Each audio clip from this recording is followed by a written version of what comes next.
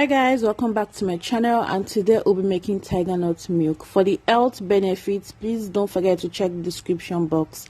So let's get right into this video. This is our Tigernut. I soaked this for 2 days in the fridge anyways, but you can decide not to put it in the fridge, but I actually did this. This is my first time putting it in the fridge anyways.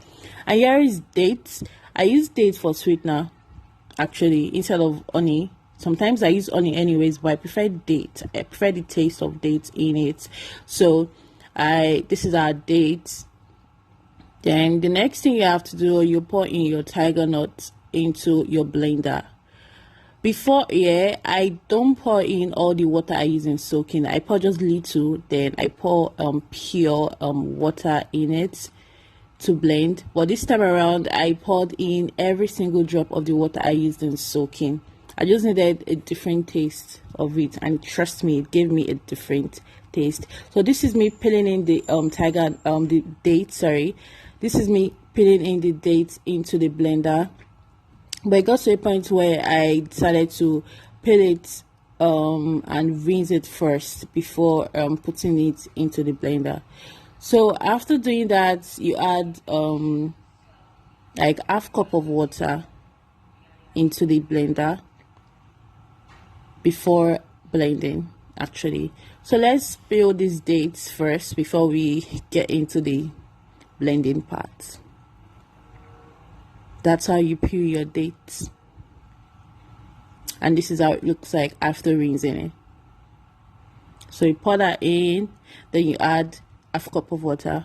Like I said, that's half cup of water actually. So but in this, the measurement in this blender says it's 3 cup I added. As you can see, this 750 millimeters and this is 3 cup at the other side. So let's just say I blended this with 3 cup of water, right? So you blend for a while until when you see the water is changing into a milky water. Definitely that's what we're going for. We're going for a milk. So, and also you have to check the shaft if it's well blended. If not, keep blending to your own satisfaction anyways. But I didn't actually wait for it to blend properly because all I just want to do is to get the milk right. So but you can as well blend again. I do that too.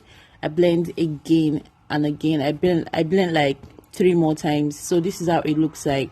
Not properly blended, but yeah, it still gave me what I want, right? So you can still pour this back into the blender to blend it again to get more milk, but you have to add little water and little milk from the milk you got from this one. Do you understand? So the next thing I'll be doing now is to squeeze. So the next thing I have to do now is to squeeze the remaining residue from the shaft before disposing it. But like I said, you can reblend it again to get more milk, okay? But you can use a scarf too. Like I said, you can use a scarf. So this is how the milk looks like after blending. So this is all the quantity I needed, and voila, very simple. This blending thing is easy.